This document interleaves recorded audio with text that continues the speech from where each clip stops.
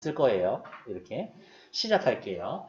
살펴봤더니 뒤에 잠깐만 볼까? 5번 문제. 어머, 윗글의 진술 방식으로 가장 적절한 것은 6번, 윗글의 내용으로 적절한 것은 7번, 윗글을 바탕으로 보기를 이해한 내용으로 적절한 것은 이제 생각해야 되겠지. 5번은 쉽게 풀 수 있어. 6번은 OX 문제야. 7번은 옆에 뭐든 써야 되겠다. 근데 7번은 그래프 보고 나서 지문 내용 찾으려고 하면은 늦어. 그래서 우리가 해야 할 일은 이것도 일종의 그래프잖아요. 그냥 그래프 보면서 내가 얘기할 수 있는 말 하면 돼. 가로축은 시간이고 세로축은 원소의 함량이구나. A는 뭔지 모르는데 시간이 지나면서 감소하는구나. B는 뭔지 모르지만 시간이 지나면서 증가하는구나. 어느 한 지점에서 만나는데 50%, 2억 년의 50%에서 만나는구나. 요 정도까지만 얘기할 수 있으면 됩니다. 조금 더 폼나게 이야기를 하면 A는 줄어드는구나, 감소하는구나. B는 늘어나는구나, 증가하는구나. 그냥 이 정도 말만 해줄 수 있으면 됩니다. 눈썰미가 좋은 친구들은 이렇게 생각할 수도 있어요. A가 100%일 때 B가 0%. A가 70일 때 B는 30. A가 50일 때 B 50. 걸리는 거. 이렇게 또 나머지. 여기에는 뭐 대충 한 30 얼마, 60 얼마. 어머! 얘네 둘이 요때 합치면 100 나오네. 합치면 100이 나오네. 합치니까 100이 나오네. 요 정도까지 눈썰미 있으면 너무 좋지. 이렇게. 그건 이제 문제 풀라고 제가 일부러 저는 알고 있으니까 얘기해 드리는 건데 거기까지 가진 않더라도 그래프를 보면 일단 내가 내 말로 해석은 몇 마디라도 써놓을 수는 있어야 된다. 이 그래프를 한번 설명해 보렴 이라고 하면 앞에 지문으로 돌아올게요. 너무 좋아 이 스크롤 기능. 19세기 초 지질학자들은 자 단락 번호 매기면 아직 여러분들이 익숙하지 않을 수 있지만 저는 단락 번호 매기면서 첫 번째 문장 정도에는 그냥 눈길을 한번 주거든요. 19세기 초 지질학자들은 밑에 봤더니 이후 많은 사람들이 라고 해놨으니까 첫 번째 단락에서는 그렇게 중요한 얘기 없어. 진짜 중요한 얘기는 두 번째 단락부터 나올 거예요. 첫 번째 단락. 19세기 초 지질학자들은 별로 중요하지 않으니까 대충 귀찮은 듯이 무심한 듯이 꼬불꼬불 밑줄. 스테노와 스미스의 층서 원리를 적용하여 전 세계 지질학적 연구 결과를 종합했다. 우리가 흔히 쓰는 중생대 쥐라기, 무슨 대 무슨 기와 같이 지질학적 시간 척도가 이때 확립이 되었다. 그러나 중요한 얘기는 뒤에 있죠. 지질학적 시간 척도는 상대적인 척도로 한 지층이 다른 지층보다 얼마나 오래됐는지 말해줄 수는 있어도 상대적이라서 실질적으로는 얼마나 오래가 되었는지 절대적으로 말해줄 수는 없습니다. 제가 여러분들보다는 나이가 많아요. 그쵸? 상대적으로. 근데 내 나이 알아? 절대적으로? 모르지. 그런 상황. 이후 많은 사람들이 지층의 정확한 연대 측정을 시도한 곁에 1905년 러더포드가 방사성 동위원소를 이용하여 지층 연대의 측정에 성공을 했다.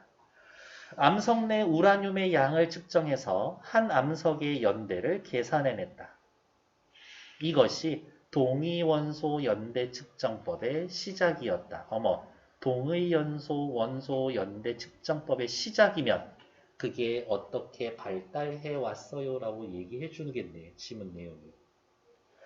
자연적으로 발생하는 방사성 동위원소들은 사용해 암석의 연대를 결정하는 연대 측정 방법은 수년간 개선되었고 더 많은 방사성 동위원소가 발견되고 심층적인 이해가 시작되었습니다. 그러면 이렇게 생각할 수 있겠네. 초기에는 우라늄 사용했는데 이후로는 우라늄 말고 딴 거 써먹었겠네.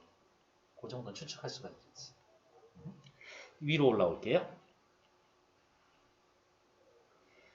분명히 기능에 슉 하면 제일 윗페이지로 빡 하고 한 방에 올라오는 기능도 있을 거야. 지질학자들은 방사성 동위원소의 어떤 특성을 활용해서 암석의 영동을 측정했을까? 세상에 물어보고 있죠. 걱정하지 말라 그랬죠? 대답해 줄 거라고. 물어보고 있다. 무조건 일단 밑줄 긋고 시작하는 거죠. 어떤 특성을 활용했을까? 그러면 세 번째 단락은 적어도 뭐 나와야 돼요? 방사성 동위원소의 특성 나와야 돼요. 질문의 답을 얻기 위해선 방사성 동위원소가 무엇인지 살펴볼 필요가 있다. 물질의 기본 단위인 원자 중심에는 양성자와 중성자로 이루어진 원자 핵이 있어. 원자 핵이 있어요. 이 핵은 양성자와 중성자가 모여있지. 이 원자 핵에 들어있는 양성자의 수에 따라서 물질을 이루는 기본 성분인 원소의 종류가 결정이 됩니다. 양성자의 수에 따라서 원소의 종류가 결정이 됩니다. 그러니까 수소가 제일 간단하잖아요. 수소는 양성자 하나, 중성자 하나, 끝.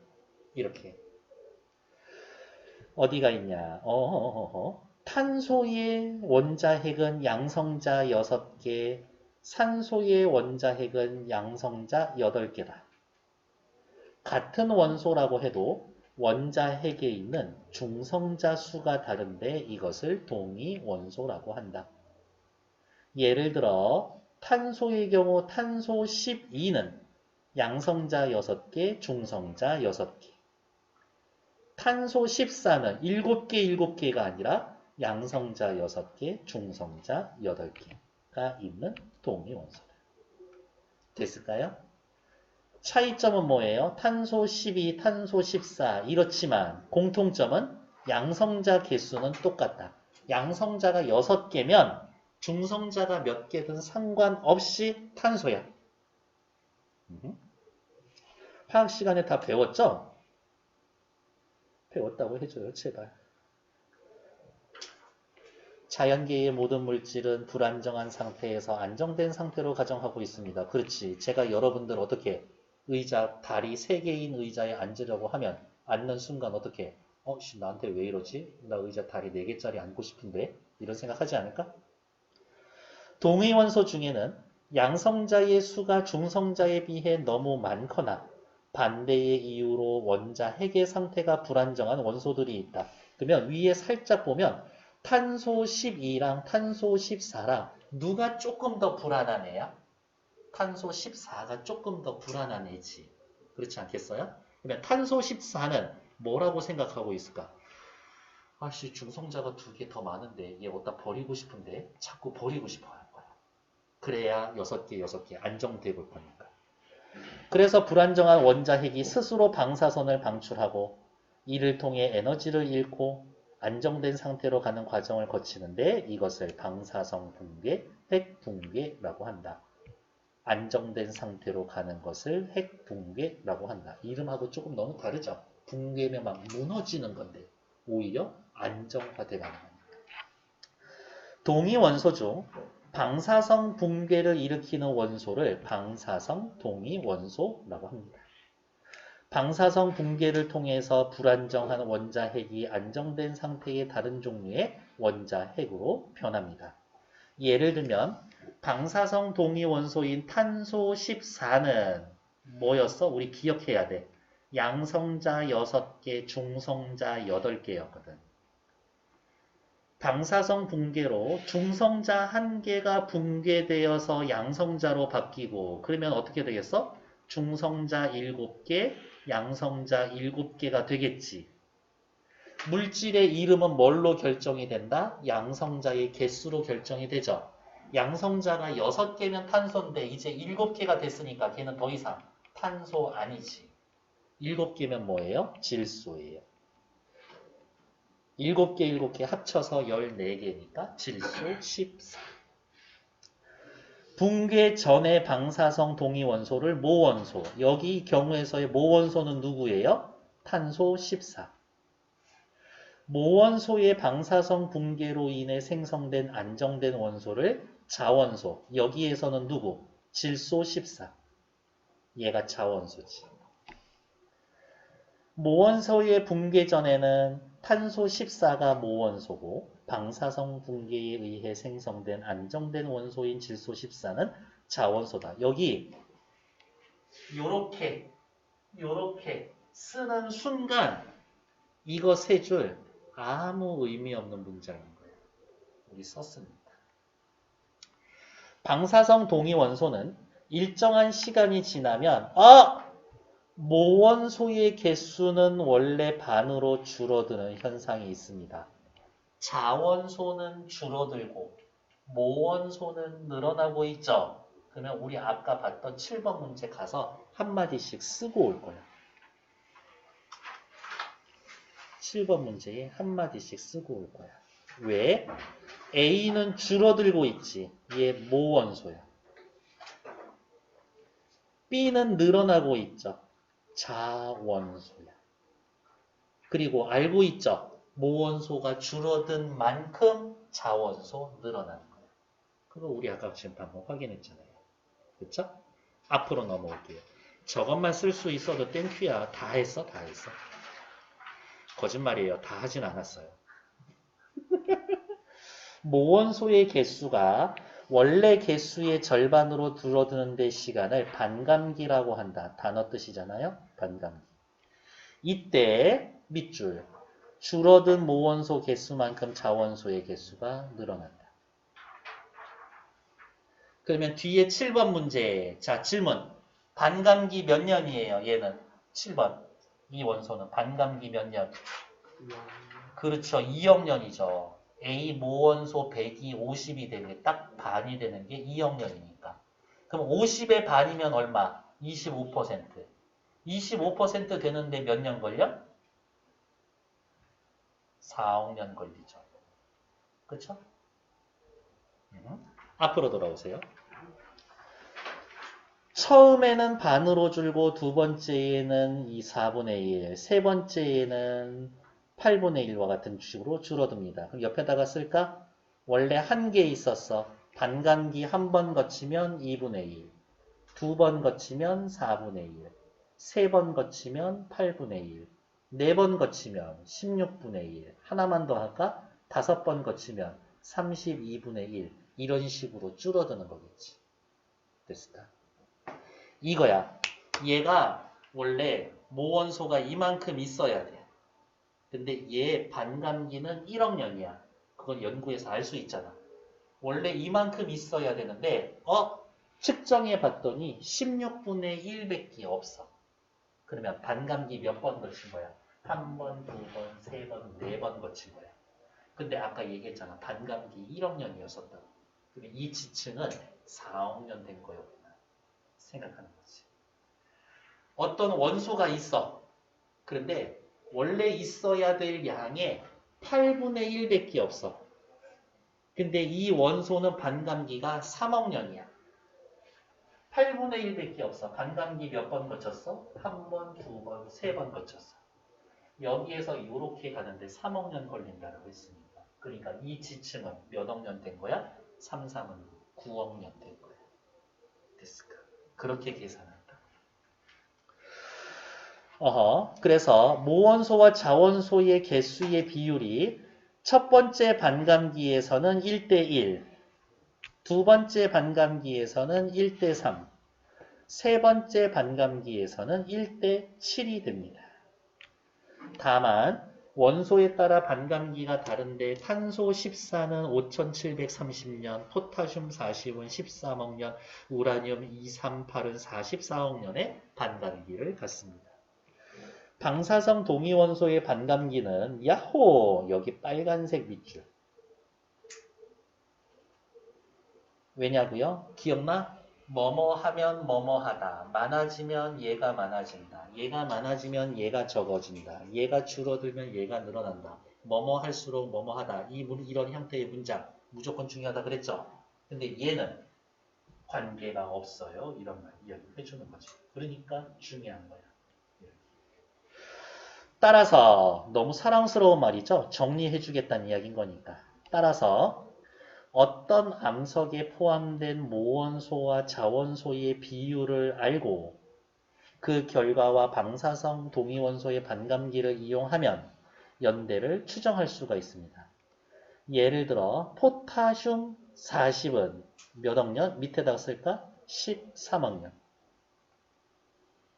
13억년. 외부의 유입이나 유출, 암석의 변성 과정 등 다른 요인의 변화가 없다고 할 때 이 암석의 방사성 동위원소 측정을 했더니 1대 3이었대. 1대 3이면 반감기 몇 번 거쳤어? 2번 거쳤어. 한 번에 몇 년? 13억 년. 그러니까 얘 몇 년 된 거야? 26억 년 된 거지. 됐을까요? 자, 1번. 윗글의 서술 방식. 방사성 동위 원소가 뭔지, 탄소 12와 탄소 14, 얘가 어쩌고 저쩌고가 되면 질소 14가 됩니다. 이런 얘기 해줬죠. 탄소와 질소를 예를 들어서 설명해준다. 1번 정답. 끝. 6번.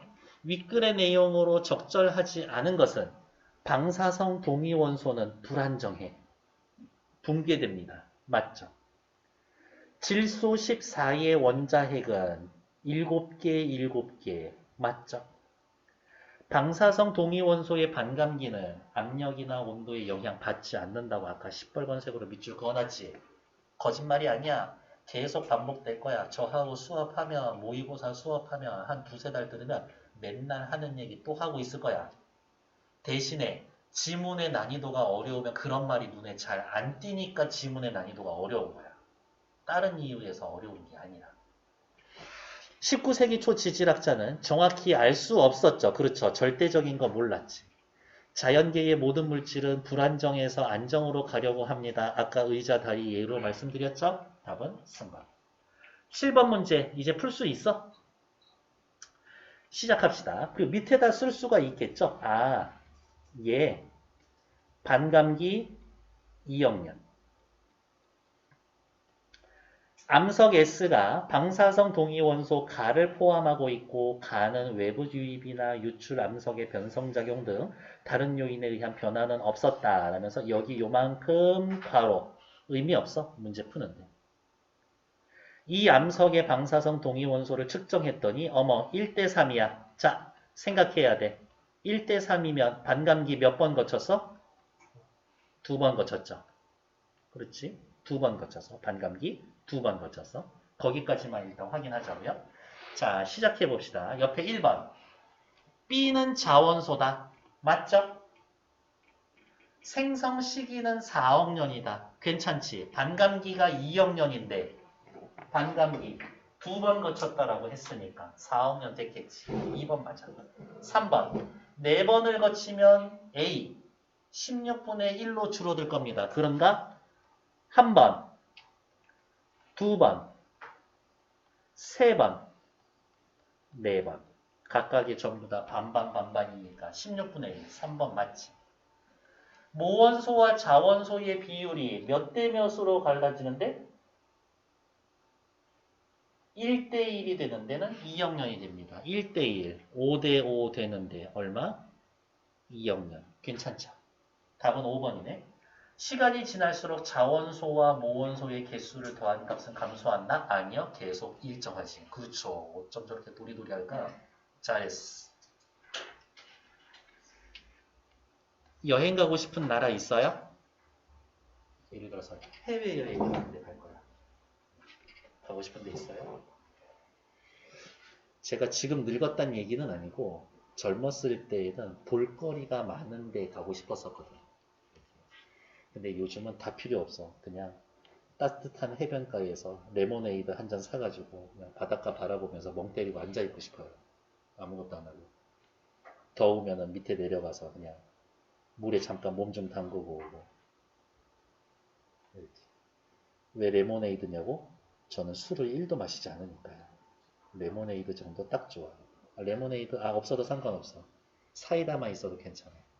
거기에는 어느 나라도 칠성 사이다는 없겠지? 스프라이트 있겠지? 괜찮아.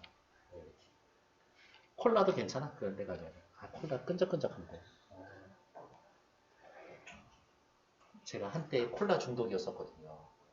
하루에 한 1.5리터씩 마시고 있었었는데 병원에 가서 종합검진 받았더니 의사 선생님이 대본에 하는 소리가 탄산 많이 마시지? 네. 뼈에 구멍이 숑숑숑 이렇게 골다공증이 온대요. 탄산은 마시지 마시고 그냥 넋두리 하는 거예요.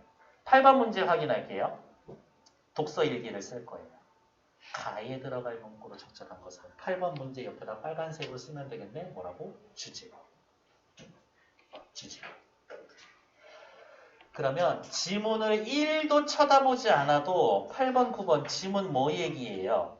바르셀로나 여행을 가서 가우디와 관련된 글을 읽고 형평글 읽었습니다. 가우디가 혹시 사람 이름인 것 정도는 알고 있어요? 네. 그 글을 읽고 그곳이 가우디의 삐리리림을 알 수가 있었습니다. 그러면 이 지문의 내용은 뭐야? 가우디의 건축의 특징. 그거 찾으면 돼요. 그게 글의 주제일 거예요. 9번 문제. 안토니오 가우디와 A의 공통점으로 적절한 것은 이것도 문제 푸는 요령이 있는데요. 이런 식인 거야.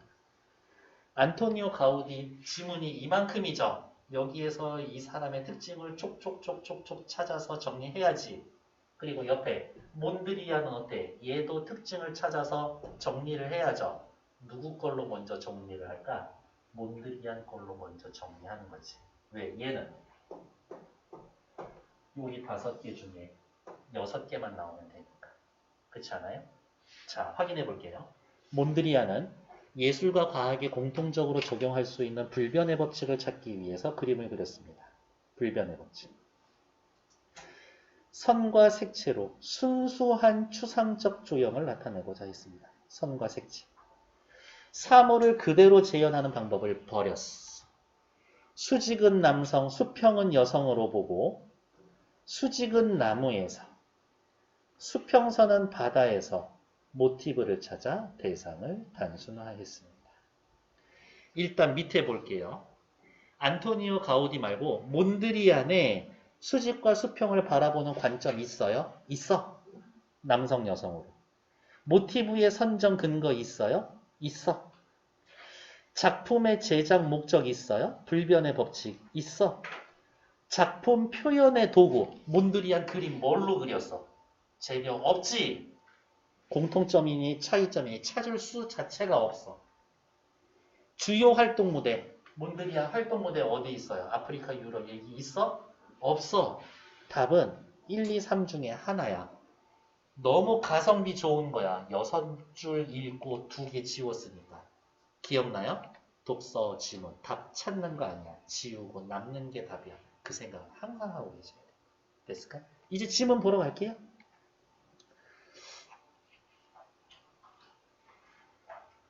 근대 건축에서 빼놓을 수 없는 인물이 안토니오 가우디다. 가우디는 기존 건축의 어떠한 흐름에도 얽매이지 않은 역사상 가장 창의적이다. 그냥 이 아저씨 칭찬해주니까 밑줄 긋자 창의적. 아이디어의 원형을 자연에서 찾아서 바르셀로나의 합리적이고 아름다운 건축물을 만들어냈습니다. 9번 답 나왔어. 몇 번이에요? 2번이에요. 모티브 선정의 근거. 자연에서 찾았죠? 몬드리안은 어디에서 찾았어?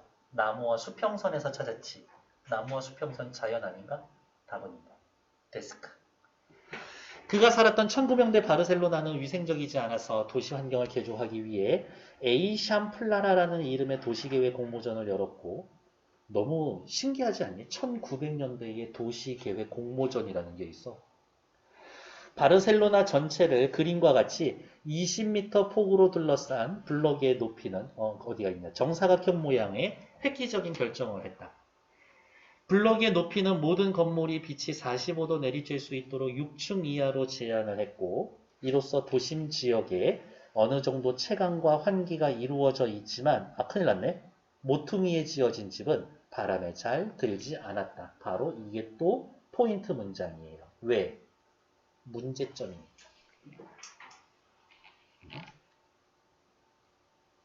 문제점이니까.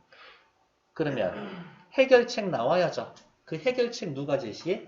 가우디가 제시하는 거지. 밀라는 모퉁이에 지을 자신의 집을 가우디에게 의뢰했다. 가우디는 이 문제를 해결하기 위해 수평과 수직에 근거한 고전적 건축의 엄격함을 버리고 고전적 X, 자유로운 형태로 건물을 디자인했어. 역동감과 활기가 느껴지게. 까사밀라, 밀라의 집이라고 하는 바위로 이루어진 몬세라트 산의 모양을 본떠서 내부도 직각으로 이루어진 부분이 없지. 지붕을 햇볕 방향에 비스듬하게 설치하고 충격받았을 거야. 지붕은 똑바로 지어야 되는데 비스듬해. 옥상 난간을 반투명 철망으로 만들어서 바람과 빛과 바람이 최대한 들어오게 했다. 철골 구조를 적절하게 이용을 해서 석조 건물의 유기적인 형태를 만들어내고 스페인에게 하나도 없었던 최초인가 봐요. 철근 콘크리트 건물이라는 새로운 주거 환경을 마련했다. 철근 콘크리트 뭐예요? 철근으로 뼈다귀 세워놓고 거기에 시멘트 들이붓는 거. 그 전에는 돌을 쌓아서 집 만들었었는데 완전히 충격적이었겠지. 바르셀로나에는 까사밀라 말고도 다양한 가우디의 건축물이 남아 있습니다. 뼈로 지은 집이라는 별명이 있는 까사바티오. 창살 모양이 뼈 모양이야. 구엘병원은 자연을 돌 자체로 묘사해 놓은 돌로 만든 세상이 펼쳐져 있다. 사그라다 파밀리아 성당의 기둥에는 플라타너스 나무의 모양을 덧입혔었다. 뭐 하고 있어? 뼈의 모양, 자연을 묘사했어. 나무의 모양을 덧붙였어. 아 진짜 자연에서 모티브 따왔구나. 숲에 있는 느낌을 받습니다. 이와 같은 너무 사랑스러운 말이죠. 정리해주겠다는 이야기인 거죠. 가우디의 건축물은 자연은 나의 스승이다라는 그의 말처럼 우리는 아까 첫 번째 단락에서 찾았는데 그 자연에서 모티브를 따와서 직선이 없고 포물선과 나선 등 수학적인 곡선이 주를 이룹니다. 그렇다고 가우디가 단순히 자연만 흉내냈냐? 아니요. 관찰과 실험을 통해 다중현수선 모양을 고안해서 중력까지 계산한 건축물도 만들었대. 고딕 건축에서의 필수적인 버팀벽 없이 날렵하고 균형 잡힌 건축물을 설계할 수가 있었습니다. 고딕식으로 지으면 기둥이 엄청 두껍고 커야 돼. 근데 그게 없어질 수 있었어. 이러한 기술력과 창의력의 결합체인 사그라다 파밀리아 성당은 조각품 같은 예술성을 보여줍니다. 그는 자연을 본다는 것에 그치지 않고 중력이라는 자연의 본성을 합리적으로 사고함으로써 건축의 감성을 담아내었습니다. 맨날 이런 거 이야기를 해주죠. 요 정도 이야기 해주지. 9번의 답 아까 2번 체크했었고. 승환씨 8번의 답 몇 번이라고 할 거예요? 바르셀로나는 이런 도시입니다. 그렇지. 생태도시, 중세도시, 위생도시, 과학도시 이런 것보다는 3번이 제일 좋겠죠. 우리 세 문제만 더 하면 마무리 지을 수 있어요. 어머! 요렇게 세 줄 되어 있어. 그러면 생각해. 얘 글의 종류 뭐예요? 연시조. 조선시대일 것이다. 사대부가 썼을 거예요. 평민들은 사설시조라고 하는 조금 길어진 시조를 쓰거든요. 뒷페이지 볼게요. 10번 윗글에 대한 설명으로 가장 적절한 것은 읽고 하라고. 11번 보기를 참고하여 윗글을 감상하라. 그렇지. 본문 바로 보면 안 돼. 역시 11번에 나와 있는 보기 먼저 보셔야 한다. 이신의는 충의와 신의를 중요시 여겼다. 임목 대비 폐위 후 반대하는 글을 올렸다가 귀양을 한다. 단가 6장이라는 말은요. 단가, 짧은 노래, 시조, 6장 곱하기 6개. 연시조라는 뜻이에요. 귀양살이 하면서 느낀 생각과 감정이다. 일단 중요하죠. 귀양하면서. 자연 친화 있고요. 감정을 투영한다. 어머, 옆에다 써야 되겠네. 감정이입 있다. 감정이입. 자연물에 자신이 지향하는 유교적 이념을 투사하기 시작했다. 자연물을 바라보면서 충효, 절개 이런 거 떠올렸대. 앞으로 올게요. 11번 기역 동그라미, 니은 동그라미. 오케이. 자, 확인해 봅시다.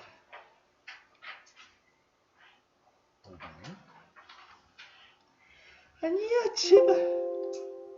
실수자가 평소에 누른 적이 없는데 왜 그런 거에 자꾸 반응하고 그래? 자, 오늘 다른 숙제 분명히 있어요. 검색해서 첫 페이지에 나올 거야. 단가 6장 전문 찾아서 본문 안 봐도 돼요. 해석만 3번씩 읽어오세요. 전문 찾아서. 단가 6장 전문 그러면 거짓말 첫 페이지에 있어. 어느 검색 엔진을 쓰던 간에 상관없어. 전문 찾아서 해석만 보고 오시면 돼요. 이게 공부하는 방법이에요. 연시조 있어요. 가사라는 애들이 있을 거고요. 요즘은 잘 나타나진 않는데 작가 이런 애들이 있습니다. 절대 전문이 다 실리지 않을 거예요. 어느 정도냐면 윤선도가 써놓은 어부사시사 같은 거는 이렇게 생긴 게 40개가 있어. 교과서에 다 실리지도 않지. 근데 이런 식인 거야. 수능 특강에 방금 이야기한 40수에 되어 있는 어부사시사가 중간에 몇 개 떼어 나와서 한 6수 있어. 수능에 어부사시사가 나와. 그러면 뭐라고 할 거냐면 EBS 수능 교재와 연계됐어요 라고 이야기를 할 거야. 40개 중에 교재에는 1, 2, 3, 4, 5 나왔는데 실제 시험에는 맨 끝에 건 4개 나왔어. 그래도 연계됐어요 라고 이야기를 할 거야. 그러니까 해석은 꼭 보셔야 한다. 그리고 소설 있죠.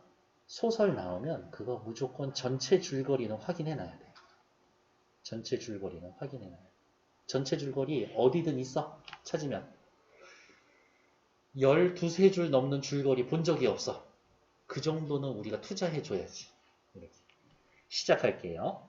이 아저씨 지금 어디 있어요? 유배지에 있어요. 밑에 그래서 접객이라고 나와 있고 접객 단어 뜻 뭘로 나와 있어요? 귀양살이 하는 사람. 그러니까 이거 누구야? 나야. 신의 아저씨 나야. 나에게 벗이 없어. 공양 대들보 위에 제비로다. 어머 제비는 나의 친구. 제비하고 친구 먹다라는 것 자체가 자연 친화지. 하루 종일 하는 말이 무슨 이야기를 하는 것인가? 무슨 사설, 무슨 이야기를 하는 것인가? 어집어 감탄사예요. 뜻은요? 슬플 때 내는 감탄사예요. 아이고. 요 정도로 받아들이시면 돼요. 내가 풀어낸 시름이 널로만 하노라. 너보다 많구나. 이거예요. 그러니까 무슨 이야기 하고 싶은 거야? 시름, 근심, 걱정으로만 따지면 제비보다 내 근심 걱정이 더 많습니다. 제4장 끝. 인간 세상에 유정한 밑에 뜻 뭐로 나와 있어요? 인정이나 동정심이 있음인데요. 그냥 인간 세상에 정을 줄만한 내 정을 줄만한 벗이 명월밖에 또 있겠는가? 명월은 나의 친구.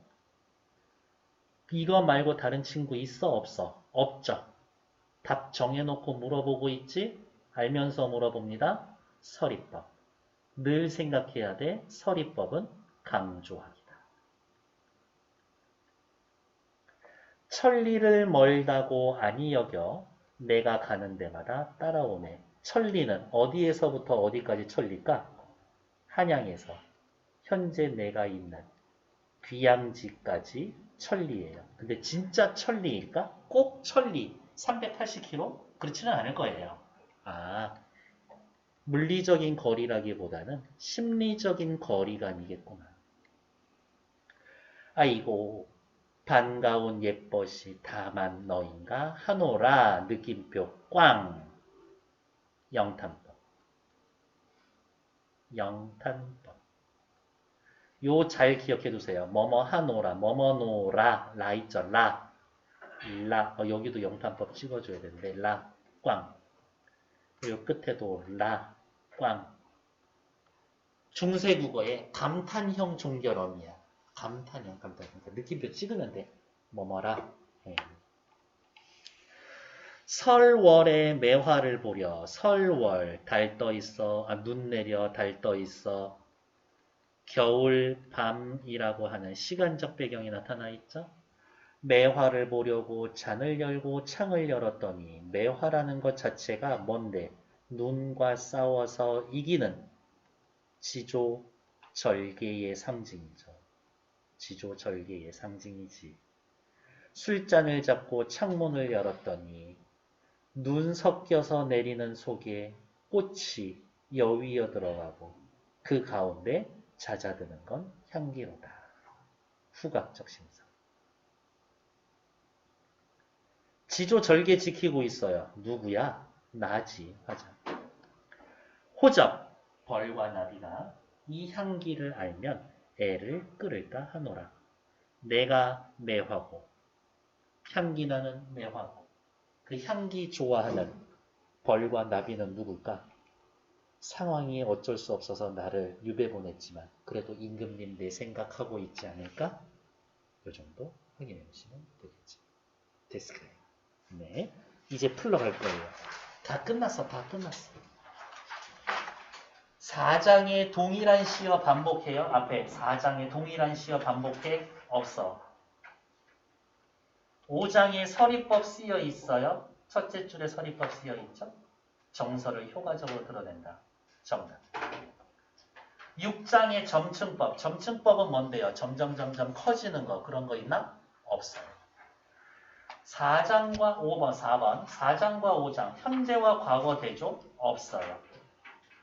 5장과 6장 색채 대비 딱히 없어요. 그래서 10번의 답은 2번. 11번. 풀어낸 시름. 적객으로 살아가는 유배지에서 살아가는 화자의 처지. 괜찮아. 내가 가는 데마다 따라오는 명월. 신의가 있어. 자연물. 괜찮아. 달을 너라고 지칭했어. 자연 친화. 괜찮아. 설월에 핀 매화는 화자가 지향하는 충절. 괜찮아. 눈도 이기고 있으니까. 이 향기는 언제 나고 있어? 눈 맞으면서 나고 있죠. 시련 속에서 향기 나고 있지. 유배 중에서 향기 나오는 거니까. 귀양살이 오기 전? 아니죠. 그래서 틀린 건 5번. 기역과 니은에 대한 내용으로 적절한 것은 기역 확인할까요? 기역 누군데? 하루 종일 하는 말. 니은 천리. 기역 하루 종일. 니은 천리. 벗에 대한 태도. 벗이면은 자연인데 자연에 대한 태도가 변화하나? 아니죠. 기역 화자가 처한 상황과 상황을 부각하는 시간과 거리, 하루 종일 시간, 천리 거리, 정답. 인간과의 심리적 거리감? 아니고. 하루 종일 내적 갈등 하나? 딱히 고민하는 것 같지는 않아요. 탈락. 미래에 대한 낙관. 하루 종일 생각하다 보니까 잘 될 거야. 낙관적. 잘 될 거야. 이런 생각해요? 낙관적이니 비관적이라는 말 자체가 없어. 그렇죠? 틀린 건, 맞는 건 2번. 수고하셨습니다.